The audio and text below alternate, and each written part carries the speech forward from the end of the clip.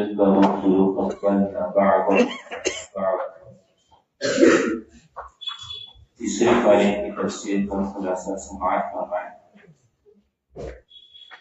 وہ شخص بڑا خوش نصیب ہے جو رمضان المبارک کا مہینہ قرآن کے سائے میں قرآن کے تعلیم و تعلم میں اور قرآن کے سننے پڑھنے اور سنانے میں گزارتا ہے.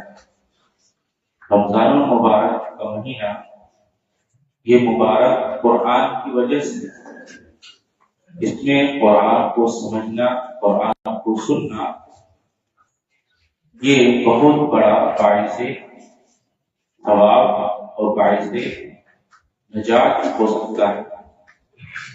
جو لوگ قرآن سے جڑ کر اور قرآن کو سیکھتے ہیں ایسے لوگوں کی زندگیوں میں اللہ تعالیٰ رحمتوں کا نزول فرماتا ہے.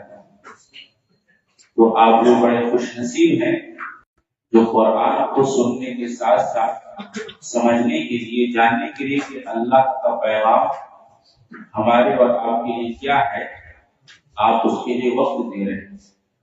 میں آپ کا مشکور ہوں اور اللہ سے دعا گو ہوں اللہ رب العالمین آپ کے بیٹھنے کو قبول فرمائے اور آپ کی زندگیوں میں رحمتوں اور برکتوں کا نزول فرمائے. ہمارے لیے، ہم سب کے لیے اس کو ذریعہ نجات بنا دے. دعا گو ان لوگوں کے لیے بھی ہوں جو چند منٹ اللہ کی کتاب کو سننے اور سمجھنے کے لیے بھی وقت نہیں دے پاتے. اللہ سے دعا ہے اللہ تعالیٰ انہیں بھی اللہ توفیق دے کہ وہ بھی اللہ کی کتاب کو سمجھنے کے لیے، اللہ کی کتاب کو سننے کے لیے اللہ وقت دے. سب سے پہلے اللہ رب العالمین فرماتا ہے پارے کی آغاز میں کہ اللہ رب العالمین نے بعض انبیاء کو، بعض رسول کو، بعض نبیوں پر فضیلت دی. تلک الرسل فضلنا بعضهم علی بعض. بعض کو بعض رسولوں پر اللہ نے فضیلت دی ہے. اس روایت میں ہے کہ ایک یہودی تھا جس نے یہ کہا کہ موسیٰ علیہ السلام یہ تمام انبیاء میں سب سے افضل ہے. وہی ایک مسلمان کھڑا تھا تو اس نے کہا، اس نے پوچھا کیا ہمارے نبی محمد رسول اللہ صلی اللہ علیہ وسلم سے بھی افضل ہے؟ تو اس نے بڑے احتجاج سے جواب دیا کہ ہاں، محمد صلی اللہ علیہ وسلم سے بھی افضل ہے. تو اس آدمی نے ایک تماچا رسید کر دیا. اس نے وہ روتا روتا رسول اللہ صلی اللہ علیہ وسلم کے پاس آیا اور اس نے اپنا واقعہ کہا. اللہ کے رسول نے اس آدمی کو بلایا اور اس سے پوچھا کہ تم نے ایسا کیوں کیا؟ انہوں نے کہا کہ اللہ کے رسول اس سے ایسی سی بات کہی تو آپ نے فرمایا مجھے دوسرے انبیاؤں پر فضیلت نہ دو. تو بظاہر یوں معلوم ہوتا ہے کہ قرآن کو بتا رہے کہ اللہ رب العالمین نے بعض نبیوں کو بعض پر فضیلت دی ہے. پھر نبی صلی اللہ علیہ وسلم نے ایسی بات کیوں کہی؟ بظاہر دونوں میں ٹکراؤ ہو رہا ہے، حقیقت میں ٹکراؤ نہیں. یہاں جو فضیلت دینے کی ممانعت ہے وہ بذات نفسی ہے. بذات نفسی نبوت کے مقام میں نبی ہونے کے اعتبار سے تمام انبیاء ایکول ہیں، ایک جیسے. جیسے موسیٰ علیہ السلام نبی ہیں اللہ کے، ایسے رسول اللہ صلی اللہ علیہ وسلم بھی نبی ہیں. لیکن کمالات اور درجات یہ اللہ رب العالمین نے بعض انبیاء کے بعض انبیاء سے مختلف بنائے. بعض انبیاء کو جو کمالات، جو شرف اللہ نے بخشا دوسرے انبیاء کو نہیں بخشا. اسی لیے اس آیت میں ہی اللہ تعالیٰ نے ذکر فرما دیا تلک الرسل فضلنا بعضهم علی بعض منهم من کلم اللہ ورفع بعضهم درجات. بعضهم درجات، بعض کے درجات بعض سے اللہ نے بڑھا دیے. موسیٰ علیہ السلام کو عصا ملا جس کو وہ پتھر پر مارتے پتھر سے پانی آ جاتا.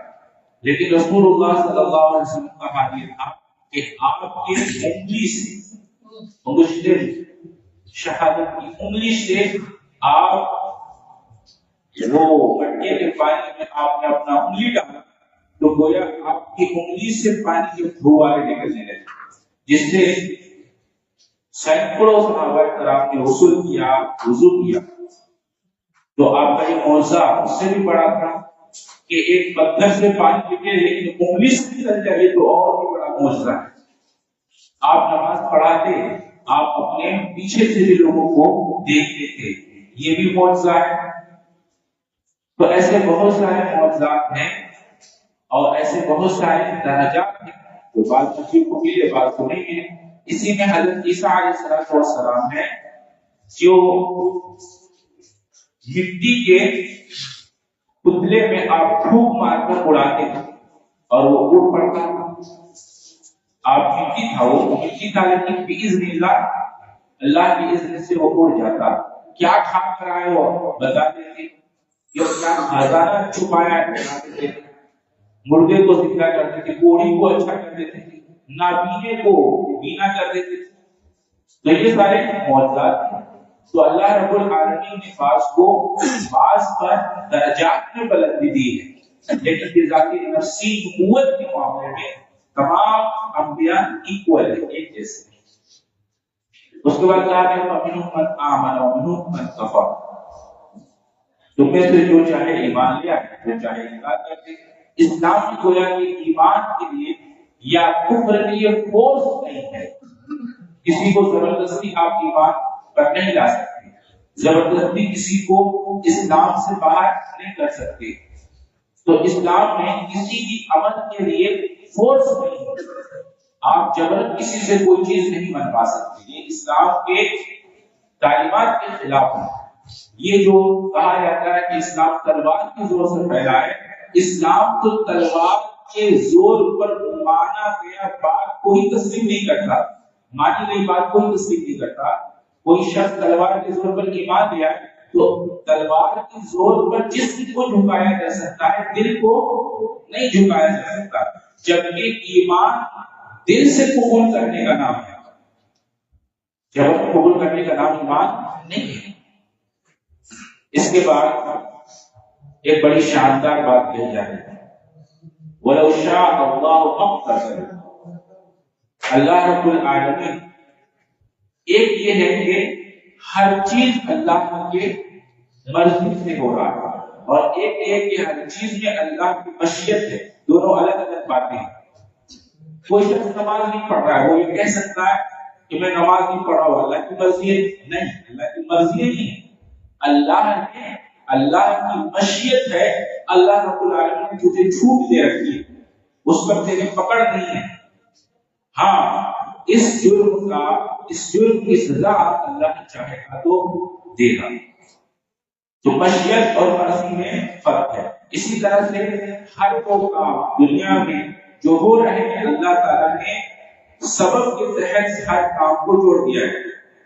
سبب اور مسبب، جب مسبب ہوں گے تو سبب وجود میں آئے گا، لیکن اللہ رب العالمین جب تک اس سبب میں اللہ کی مشیت نہ ہو وہ کام نہیں ہو سکتا۔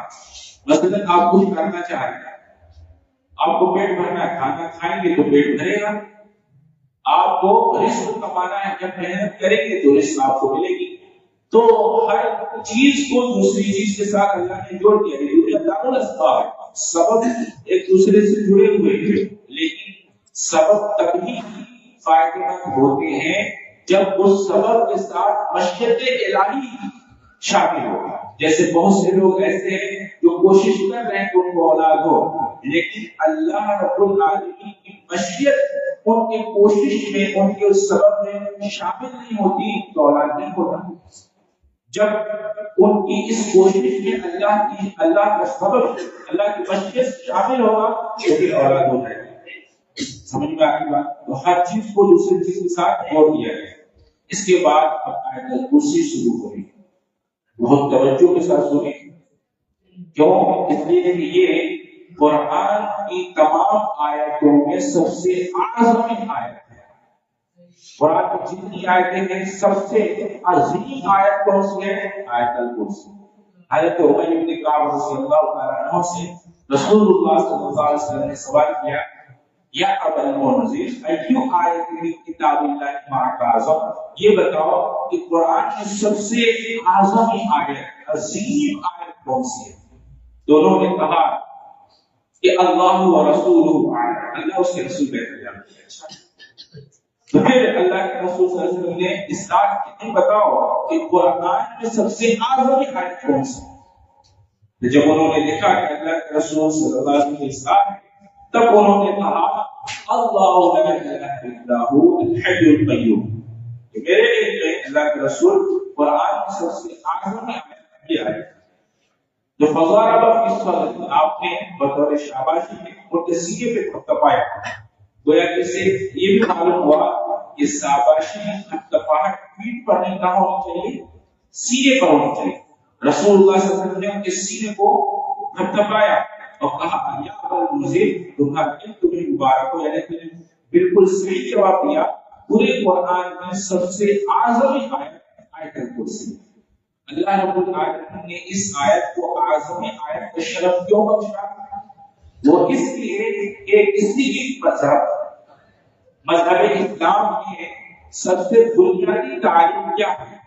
وہ ہے توحید۔ امام انبیاء اسی لیے بھیجے گئے، توحید کے لیے، اسی کی دعوت کے لیے۔ تو گویا اس آیت میں اللہ کی وحدانیت کو بڑے واضح طریقے سے سمجھا دیا ہے۔ گویا اس آیت میں یہ بتا دیا گیا ہے کہ اللہ کیسا ہے، ایک یہ کہ اللہ کون ہے، اس کی ذات، تو اس کی ذات کی بحث تو سورہ اخلاص میں، لیکن اللہ کیسا ہے، اس کی صفات کیا ہے، کوالٹیز کیا ہے، تو اس کا تذکرہ اللہ رب العالمین نے اس آیت میں آیت الکرسی میں رکھا ہے۔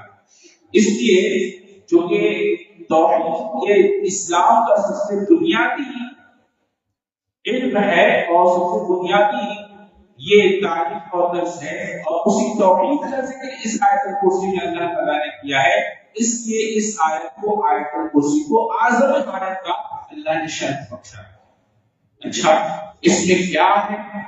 پہلا جملہ دعویٰ ہے، بقیہ کے 9 جملے اسی دعوے کی دلیل ہے، یعنی اس آیت میں کل 10 جملے ہیں، پہلا جملہ دعویٰ ہے، بقیہ کے 9 جملے اس کی دعوے کی دلیل ہے۔ دعویٰ کیا ہے؟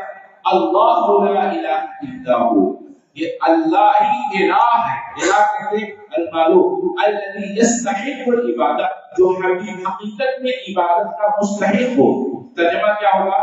اللہ ہی حقیقت میں عبادت کا مستحق ہے، اس کے علاوہ اور کوئی عبادت کا مستحق نہیں ہے، یہ دعویٰ ہے۔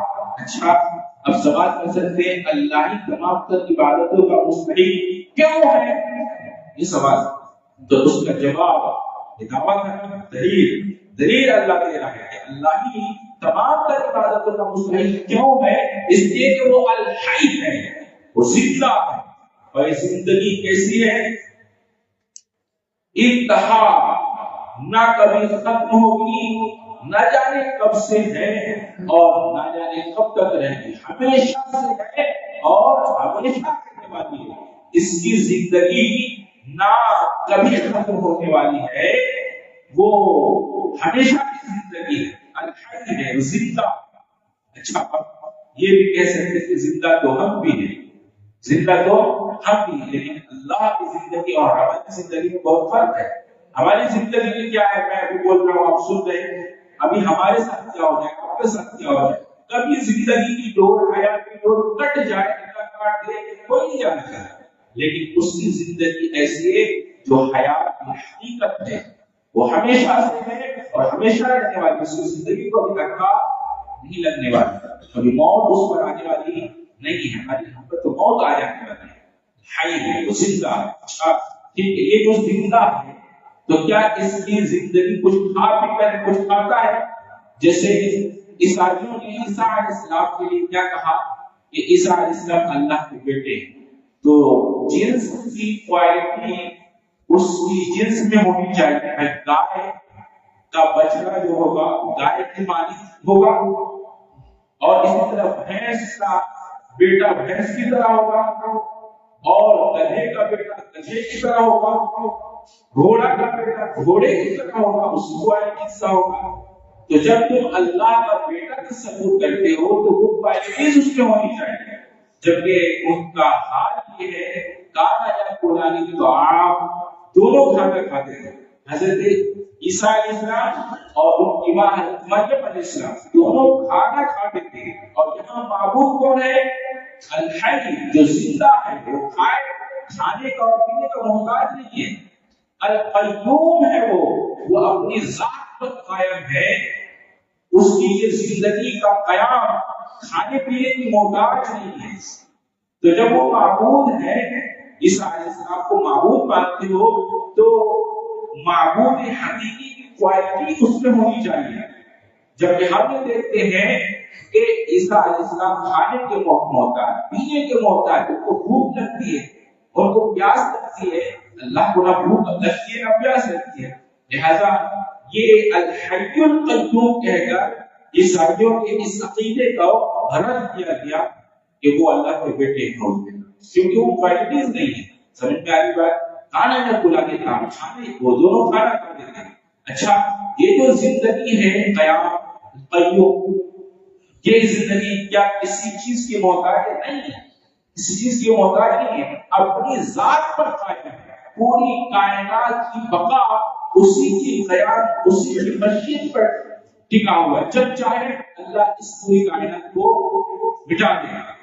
اچھا ٹھیک ہے، یہ اتنا بڑا نظام اللہ رب العالمین چلا رہا ہے، تو کیا کبھی ایسا بھی جو اس کا سپورٹ کرتا ہو؟ کبھی تھکان اس کو لاحق ہوتی ہو، کبھی آرام کرتا ہو، نیند آتی ہو، موت آتا ہو؟ لا تأخذه سنة ولا نوم. لیکن اس سے اونگ آتی ہے نہ نیند آتی ہے. میں آپ سے ایک بات پوچھتا ہوں، اونگ اور نیند دونوں کا تذکرہ کیوں کیا گیا؟ اس لیے کہ اونگ سے غفلت کی ابتدا ہوتی ہے اور نوم کے ساتھ سو جاتا ہے، غفلت کی انتہا. اب ہاتھ میں گلاس لے کر آدمی اونگنے لگے، گلاس گر جائے گا کہ نہیں گر جائے گا؟ یہ پوری کائنات اللہ رب العالمین چلا رہا ہے. ایک جھپکی آئے گی اور پوری کائنات کا شیشہ بکھر کر چور ہو جائے گا. تو اللہ رب العالمین کو نہ اونگ آتی ہے نہ نیند آتی ہے. الہ کون ہے؟ معبود کون ہو سکتا ہے جو جس کے اوپر تھکان لاحق نہ ہو، تھکان غالب نہ ہو؟ اللہ رب العالمین پر تھکان غالب نہیں ہوتی، نہیں ہوتی. لا تأخذه سنة ولا نوم. اچھا ٹھیک ہے، لہو ما فی السماوات و ما فی الارض، یہ پوری کائنات، اس ہر شے اس کی ملکیت ہے، سب کا وہ مالک ہے. زمین و آسمان اس کی ملکیت ہے، ہر چیز اس کی غلام ہے. لہو ما فی السماوات و ما فی الارض، تو کائنات کی ہر چیز اس کی غلام ہے، ملکیت میں. جو ملکیت میں ہو وہ غلام ہوتی ہے، چاہے وہ انبیاء ہو، رسول ہو، شہداء ہو، صالحین ہو، کوئی بھی ہو، ہر بندہ اس کی غلام ہو، سب کا مالک ہے. لو ما فی السماوات و ما فی الارض. اچھا ٹھیک ہے، کل قیامت کے دن ایسا ہوگا، کیا کوئی سفارشی ہوگا ایک سفارش کر کے اللہ تعالیٰ سے اپنی بات منوا لے؟ من ذا الذی یشفع عنده الا باذنہ. اللہ کہتا ہے اس دن اللہ کے اذن کے بغیر کوئی سفارش بھی نہیں کر سکتا. کون اس کی اجازت کے بغیر اللہ کے سامنے اپنا منہ بھی کھولے؟ یوم یقوم الروح والملائکۃ صفا. ارے معذور فرشتوں کا حال یہ ہوگا کہ وہ سب بستہ کھڑے ہوں گے. لا یتکلمون الا من اذن. اللہ کی اجازت کے بغیر وہ بول بھی نہیں سکتے. لا یتکلم، کلام بھی نہیں کر سکتے، سب بستہ کھڑے ہوں گے. تو من ذا الذی یشفع عنده الا باذنہ یعلم ما بین ایدیہم وما خلفہم. کسی کو اللہ کی اجازت دے چلو سفارش کرو، تو کیا اللہ کو کوئی ایسی بات بتا رہا ہے جو اللہ نہیں جانتا ہے؟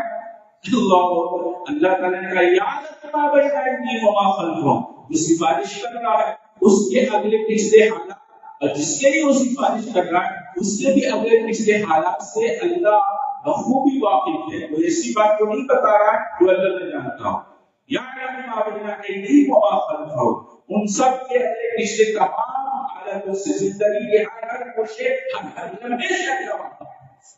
یعلم ما بین ایدیہم وما خلفہم ولا یحیطون بشیء من علمہ الا بما شاء. اللہ اکبر، اس کا علم یہ زمین و آسمان کی ہر شے پر احاطہ کیا ہوا ہے، محیط ہے، محیط یعنی گھیر لینے والا، گھیر لینے والا ہے۔ زمین و آسمان کا کوئی چپا، کوئی قریہ، کوئی جگہ ایسی نہیں جہاں اللہ نہ چلتی ہو، کوئی بابا، کوئی پیر، کوئی بزرگ اپنی چلا لے گا، نہیں، ولا يحيطون بشيء من علمه الا بما شاء وسع كرسيه السماوات والارض۔ اچھا ٹھیک ہے، اللہ رب العالمین کے علم نے احاطہ کیا ہے، تو کیا کوئی جگہ ایسی ہے جہاں اللہ کا قبضہ و قدرت نہ ہو؟ اس کا جواب دیا گیا وسیع کرسی السماوات والارض، یعنی زمین و آسمان کا قریہ قریہ، چپے چپے پہ اللہ کی کرسی نے گھیرا رکھا ہے، اللہ کی کرسی ہے۔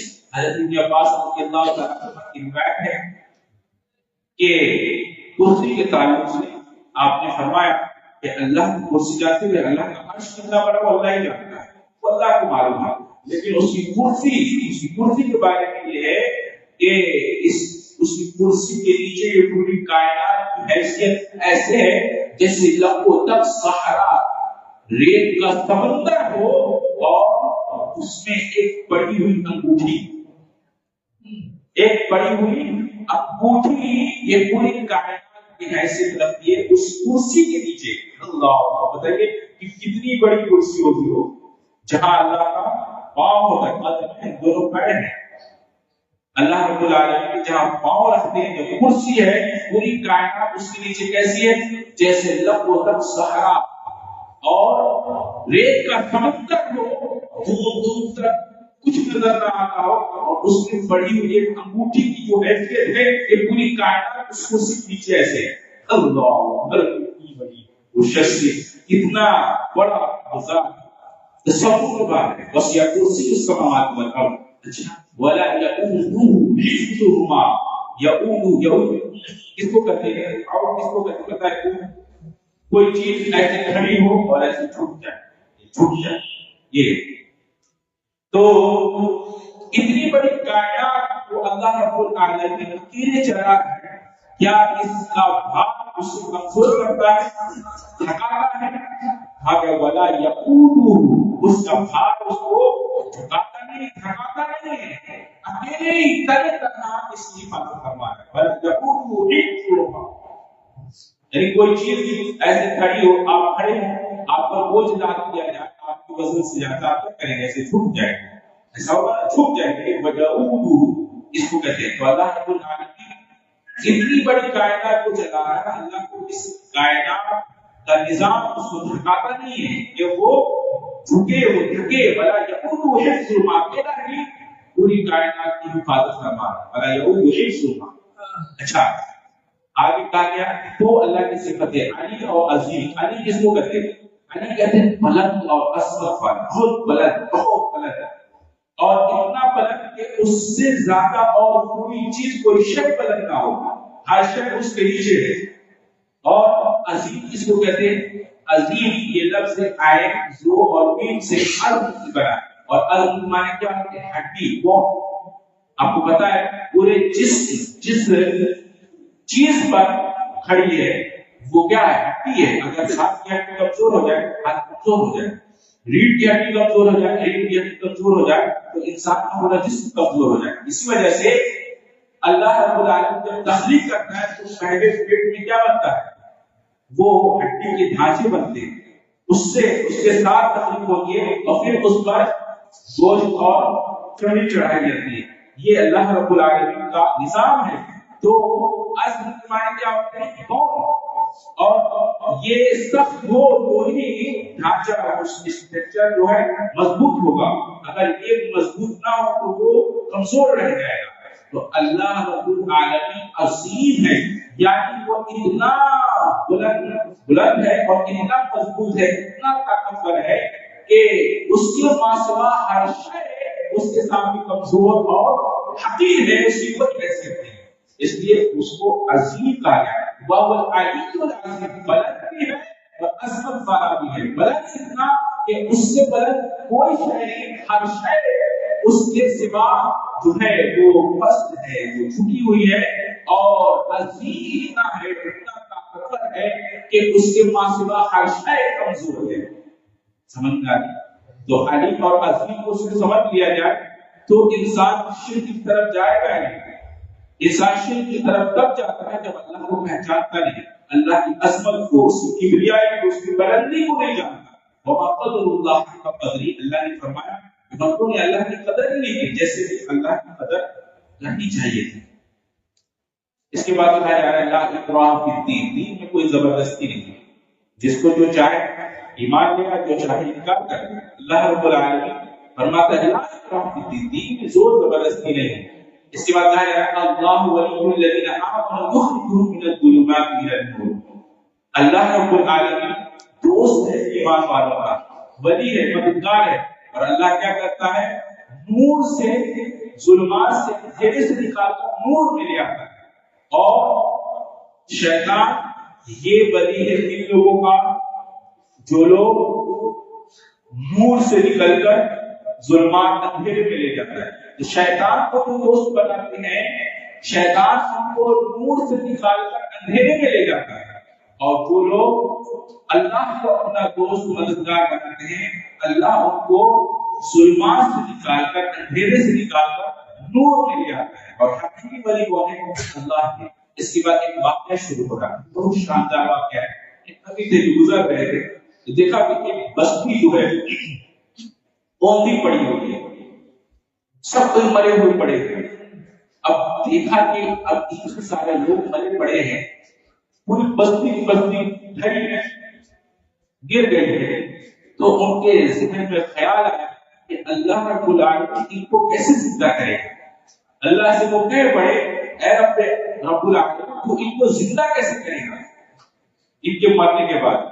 تو اللہ رب العالمین نے یہ زندگی انہی کے اوپر آزمائی اور ان کو موت دے دی. ان کے ساتھ ایک سواری گدھا تھا اور ان کے ساتھ کسی میں کھانا تھا. تو موت جب آ گئی وہ 100 سال تک سوتے رہے. کتنے سال تک؟ 100 سال تک وہ ایسے ہی مرے پڑے رہے. اور ان کا جو سواری گدھا تھا وہ سڑ کر گیا اور تازہ کھانا جو تھا تازہ ویسے ہی پڑا ہوا تھا. جب اٹھے کتنے دن سوئے؟ آدھا دن کا کچھ حصہ. اللہ نے فرمایا 100 سال سوئے ہو، اپنی سواری کا حال لے لو. اس سواری کل مر گئی اور مرنے کے بعد سڑ کر مٹی ہو گئی. اور جب کھانا دیکھا تو کھانا ویسے ترو کا. اللہ اکبر. یہ ٹائم یہ اللہ رب العالمین کی ملکیت ہے. جب چاہے جس شے پر اللہ وقت کو گزارتا ہے اور جب چاہے جس شے پر اللہ وقت کو روک لیتا ہے. پھر سے اختیار میں یہ رب العالمین. دیکھیں وہی 3 لوگ سواری، ایک وہ خود ہے اور کھانا ہے. خود مرے پڑے ہیں لیکن اللہ نے ایسے حفاظت فرمائی. وہ سڑے پڑے نہیں ہیں، ان کی حفاظت فرمائی جس کو ایسے پڑے ہیں. اللہ ایسا نظام بنایا اور ان کا جو گدھا ہے وہ سڑ جل گیا، وہی پر ہے، وہ بھی مر گیا، وہ بھی یہ بھی مر گیا، وہ بھی مر گیا. لیکن ایک کی اللہ نے حفاظت فرمائی ہے اور سڑ جل گیا ہے اور ایک کھانا ویسے تازہ ہے. اللہ اکبر. تو وقت 3 شے پر 3 طریقے سے گزر رہا ہے. یہ اللہ رب العالمین کی شان ہے، یہ عظمت ہے. اس کے بعد ابراہیم علیہ السلام کا ایک واقعہ شروع ہو رہا ہے.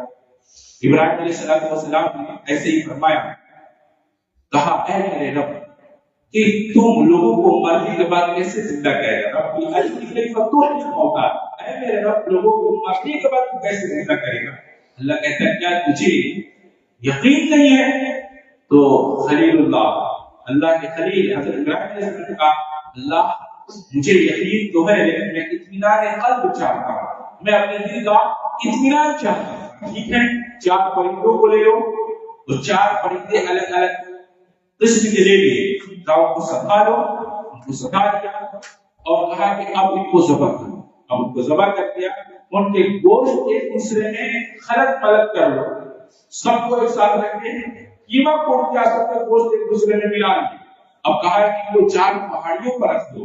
4 پہاڑیوں پر الگ الگ طریقے سے رکھ دیا گیا. ہاں اب بلاؤ. اب سب کو بلایا، سب دوڑے دوڑے چلے آئے.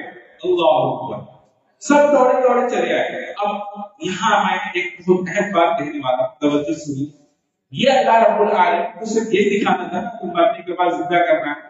تو اللہ رب العالمین یہ کیوں فرما رہے ہیں کہ سب کو کیما بنا کے ایک ساتھ ملا لو, سب کو الگ الگ دور پہاڑیوں پر رکھ دو. ایک ساتھ نہیں رکھ دیتے, سب کو بلا دیا جاتا. یہ الگ الگ دور پہاڑیوں پر رکھنے کے پیچھے حکمت کیا ہے؟ حکمت یہ ہے کہ تمہارا جسم چاہے جس شے میں مل جائے, تم کو شیر کھا جائے تو شیر کے باڈی میں تم رہو گے, اس کے جسم میں تمہارا جسم خلط ملط کیوں نہ ہوگا. یہاں چار پرندے کو خلط ملط کر دیا گیا ہے, ایک دوسرے میں کیما کوٹ کر ملا دیا گیا ہے. ایسے ہی تم چاہے جہاں کہیں بھی تمہارے جسم کے ذرات کسی چیز میں خلط ملط ہو جائے, پانی میں ڈوب کر مر جاؤ, اسپیس میں گئے وہاں مر گئے, اسپیس میں چھوڑ دیے گئے, اب پوری باڈی اسپیس میں تمہاری ٹہل رہی ہے, گھوم رہی ہے, تیر رہی ہے. اور اسی طرح سے کوئی شیر کھا جائے تو تم میری اس نظام, اس دنیا کے اندر ہی رہو گے, اس سے باہر تم نہیں نکل سکتے. ہم تمہیں شیر کے اس باڈی کے ذرات سے اٹھا لیں گے اور ہم تمہیں پانی کے اندر سے نکال دیں گے. ہم تمہیں زمین میں مل گئے, تمہارے ذرات کو زمین سے نکال دیں گے. تم بچ کر جانے والے نہیں ہو. اسی اللہ تعالیٰ نے یہاں ملوایا ہے کہ ملا دو چاروں پرندوں کو ایک ساتھ. سمجھ میں آیا کہ تم چاہے تمہاری باڈی جہاں کہیں بھی چلی جائے, جس شے میں بھی مل جائے, ہم تمہاری ذرات کو وہاں سے اٹھا لیں گے, نکال لیں گے. کن فیکون حکم ہوگا, اللہ کرے گا اور بس انسان سامنے آ جائے گا. اللہ بچ نہیں سکتا. اور دوسرا دور دور کیوں رکھوایا؟ اس لیے کہ تمہارے چرا کر اور تمہیں کہیں بھی باہر کیا جائے, سمندر میں, ندی میں یا مٹی میں گاڑ دیا جائے, تم کہیں بھی چلے جاؤ, وہاں سے ہم تم کو اٹھا لائیں گے, نکال لائیں گے. اس لیے دور دور رکھوایا. اور پھر چاروں کو بلایا, چاروں دوڑے دوڑے چلے گئے. یہ موجزہ جب دیکھا آنکھوں کے سامنے, ابراہیم علیہ السلام نے, آپ کو اطمینان قلب ہو گیا کہ اللہ رب العالمین اسی طرح لوگوں کو زندہ کرے گا. اور آپ کو بتاؤں پورے قرآن میں ایسے 5 موت کے 5 واقعات اللہ نے ذکر کیے. 5 واقعات, 2 تو آپ ابھی سن لیے اور 3 واقعات اس سے پیچھے ذکر ہوئی ہے. پہلے کیا ہوا, وہ گائے والا واقعہ, وہ گائے ذبح کر کے مردے کے جسم پر اس کی گوشت کو رگڑا گیا, وہ مردہ زندہ ہوا اور بتا دیا کہ مجھے کس نے قتل کیا ہے. اللہ اکبر. تو گائے سے بکرا کرنا بھی اسی وجہ سے, کیونکہ یہ گائے کا واقعہ اس میں ذکر ہے. وہاں بھی ایسا ہی ہوا کہ قاتل کی پہچان کے لیے وہ مقتول جسے قتل کر دیا گیا تھا, جو مر تھا, وہ زندہ ہو کر بتایا کہ مجھے کس نے قتل کیا. اللہ, یہ تیسرے واقعہ تھے. اور چوتھے کیا ہے, اسی میں ایک قوم تھی جس کے اوپر کچھ ڈاکو چلے آئے تھے. ڈاکو آ گئے تھے تو وہ قوم موت کے ڈر سے اپنا بستی چھوڑ کر بھاگنے لگے. اللہ نے سب پر موت ڈال کر دی, سب مر گئے. جب سب مرے پھر اللہ نے ان کو زندہ کیا. کہا کہ تم کس سے بھاگ رہے تھے, موت سے؟ کیا تم موت سے بچ جاؤ گے؟ یعنی معلوم یہ ہوا کہ اگر کوئی ظالم کے اوپر ظلم کرے تو اپنا دفاع میں اس ظالم کا ہاتھ پکڑو, اس کا ظلم نہ کرو. ظلم سہنا بھی گناہ ہے اور ظلم کرنا بھی گناہ ہے. احتجاج کرنا چاہیے, دفاع کرنا چاہیے, چاہے جس طرح آپ کر سکتے ہو, جو بھی اللہ نے طاقت دی ہے. سامنے والے کے پاس ہتھیار ہے, آپ کے پاس نہیں ہے, پھر بھی آپ اللہ کے لیے اپنی جان, اپنے مال, اپنے ایمان کی حفاظت کے لیے لڑ رہے ہیں. بھاگنا نہیں, یہ تو بھاگ رہے تھے موت دی. کس سے بھاگ رہے تھے؟ موت سے. یا تو موت سے بچ جانے والے ہو, بھاگ کر تو موت سے کہاں, موت سے بچ کر کہاں کوئی جانے والا ہے. کوئی بھی انسان 2 شے سے کبھی نہیں بچ سکتا, ایک تو اپنی موت سے, دوسرا اپنے رزق سے. رزق جس طرح سے تمہیں مل جاتا ہے اور تم رزق اپنے رزق سے روزی سے نہیں چوکتے, اس طرح تمہاری موت بھی تمہارے ساتھ ہے, تم اس سے بھی بچنے والے نہیں. اور چوتھا واقعہ ہو گیا. اور 5واں واقعہ ہے حضرت موسیٰ علیہ السلام اپنے ساتھیوں کے ساتھ غالباً 40 آدمیوں کو لے کر دور پہاڑ پر گئے. کیا کریں؟ کتاب لگے.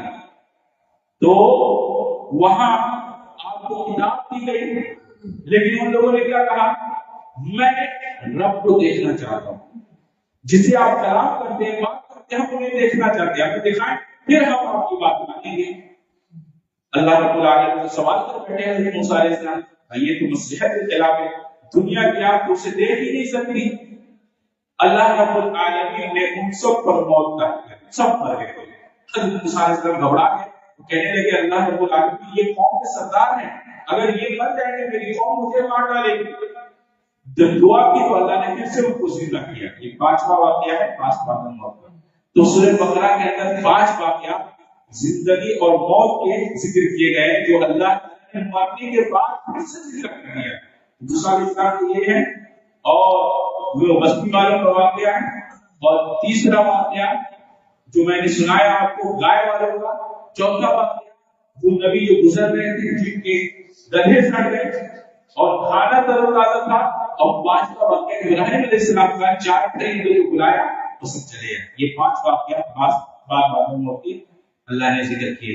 یہ سورہ بقرہ کا خلاصہ تھا، آدھا پارہ بھی اور باقی انشاءاللہ اللہ تعالیٰ نے صحت دی تو اصل بات اس کو ذکر کریں گے۔